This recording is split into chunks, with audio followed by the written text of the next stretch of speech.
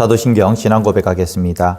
나는 전능하신 아버지 하나님 천지의 창조주를 믿습니다. 나는 그의 유일하신 아들 우리 주 예수 그리스도를 믿습니다. 그는 성령으로 잉태되어 동정녀 마리아에게서 나시고 본디오 빌라도에게 고난을 받아 십자가에 못 박혀 죽으시고 장사된 지 사흘 만에 죽은 자 가운데서 다시 살아나셨으며 하늘에 오르시어 전능하신 아버지 하나님 우편에 앉아 계시다가 거기로부터 살아있는 자와 죽은 자를 심판하러 오십니다. 나는 성령을 믿으며 거룩한 공교회와 성도의 교제와 죄를 용서받는 것과 몸의 부활과 영생을 믿습니다. 아멘. 이 시간 우리 함께 하나님은 너를 지키시는 자 찬양하겠습니다. 하나님은 너를 지키시는 자 우리 함께 찬양하겠습니다.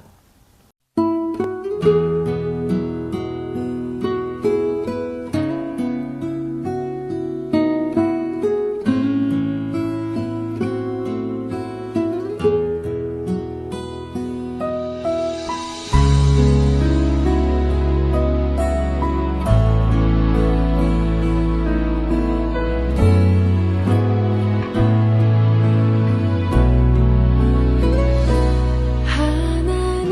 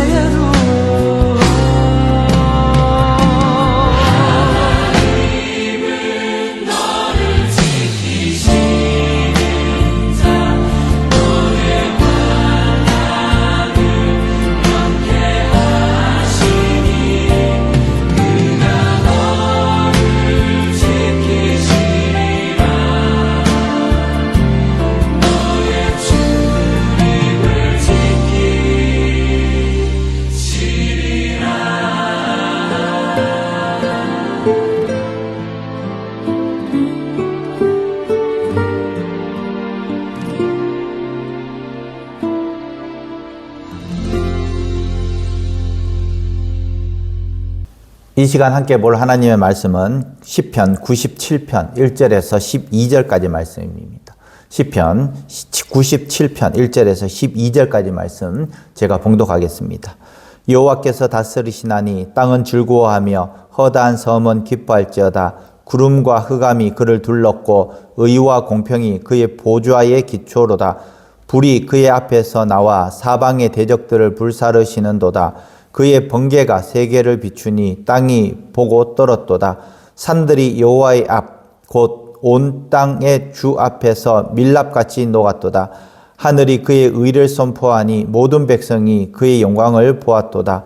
조악한 신상을 섬기며 허무한 것으로 자랑하는 자는 다 수치를 당할 것이라. 너희 신들아 여호와께 경배할지어다. 여호와여 시온이 주의 심판을 듣고 기뻐하며 유다의 딸들이 즐거워하였나이다. 여호와여 주는 온 땅 위에 지존하시고 모든 신들보다 위에 계시니이다.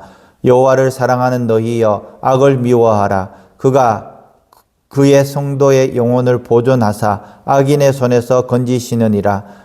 의인을 위하여 빛을 뿌리고 마음이 정직한 자를 위하여 기쁨을 뿌리시는도다. 의인이여 너희는 여호와로 말미암아 기뻐하며 그의 거룩한 이름에 감사할지어다. 아멘. 예전에 광명에 살 때 일이었습니다. 태풍이 굉장히 큰 태풍이 몰려왔다고 합니다. 그때에 우리 아파트 단지 정전이 일어났습니다.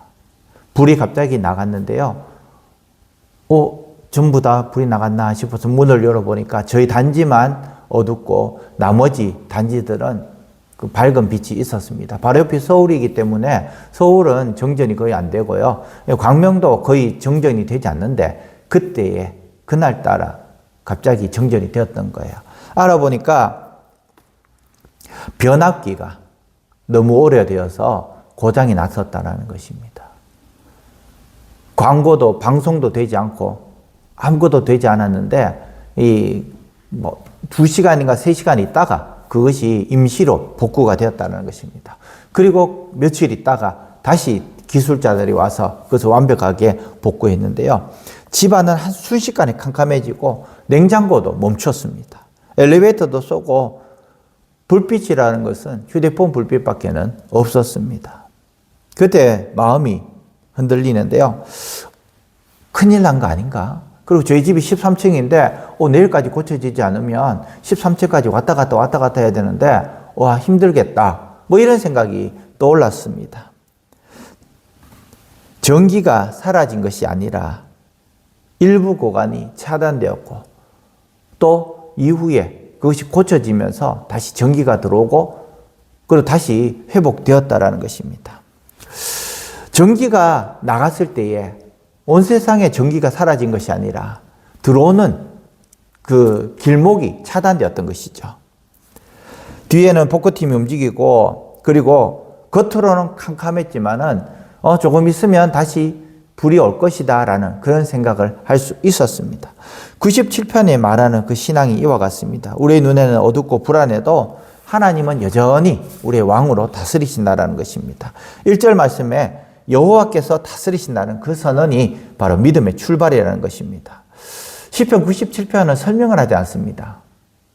문제가 생겼을 때에 나는 이렇고 저렇고 그리고 나를 방어할 방어 기제를 작용하고 그런데 오늘 시편 기자는 그렇지 않습니다. 먼저 여호와께서 다스리시니 상황이 녹록지 않았지만은 하나님은 왕이시기 때문에 너희들은 기뻐하라.